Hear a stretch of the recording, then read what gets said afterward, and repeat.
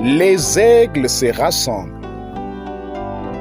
Lettre du 15 avril 2023 du frère Joseph Branham aux aigles qui se rassemblent autour de la voix du septième ange.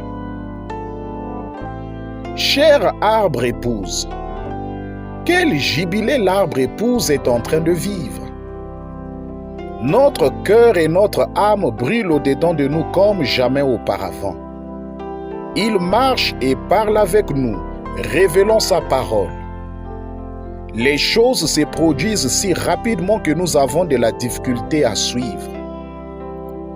Nous entendons la parole de Dieu parfaite manifestée par l'arbre prophète parfait qui prêche la parole prophète parfaite qui produit le fruit prophète parfait par la parole de Dieu parfaite.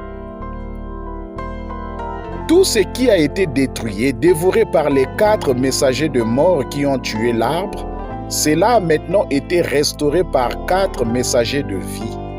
Pas 5 messagers, pas des messagers des 5 ministères, pas un groupe. 4 messagers ont restauré l'arbre épouse.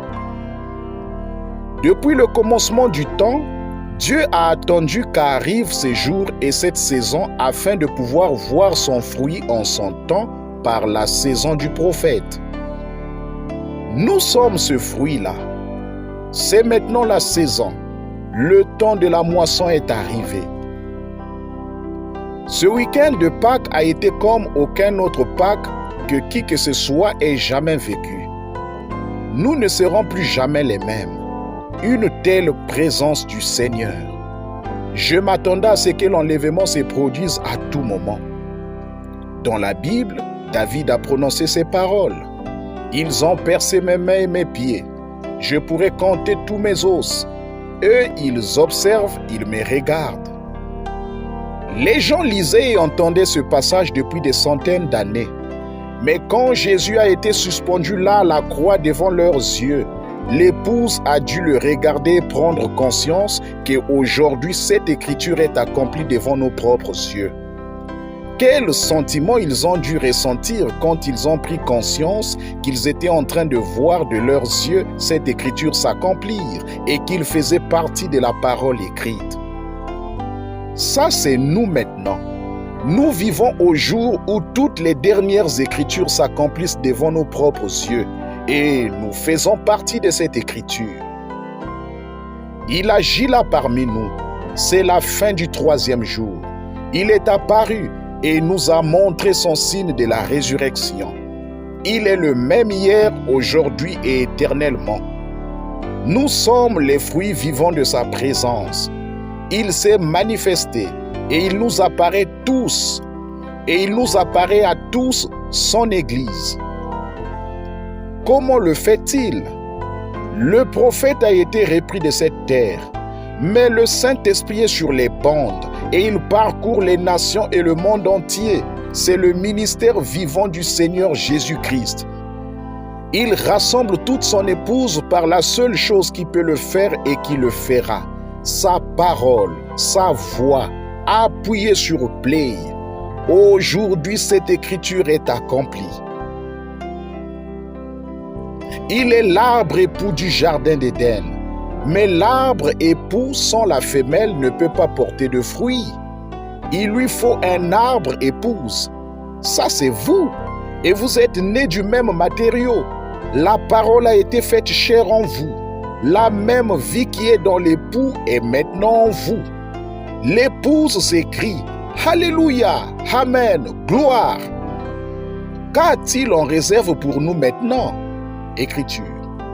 Mais la saison de cette occasion spéciale, c'est afin que nous, le Saint-Esprit m'a mis à cœur cet avertissement, la conviction que l'Église en ces jours-ci doit recevoir ce message.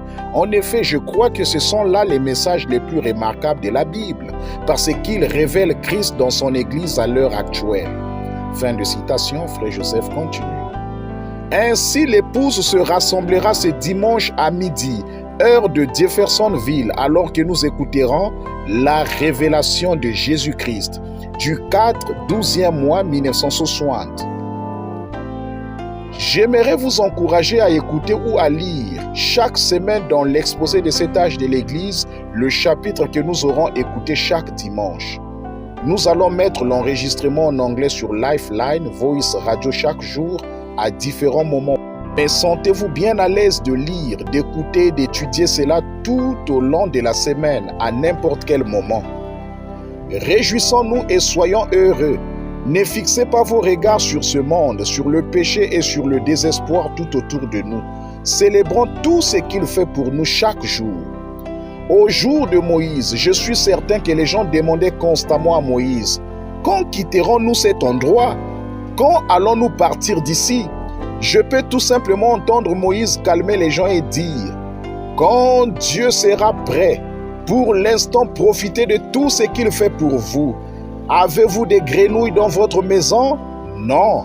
Avez-vous des sauterelles qui dévorent vos plantes? Non. Avez-vous de l'eau ensanglantée à boire? Non. Vous buvez de l'eau fraîche du puits artésien. Détendez-vous simplement et profitez de tout ce qu'il fait et de tout ce qu'il vous révèle. Pour eux, c'est la mort, la destruction et le jugement. Mais pour vous, il s'agit des jours les plus glorieux sur la terre. Soyez dans la joie, la paix et le bonheur.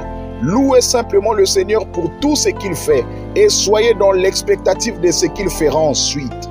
Frère Joseph Branham.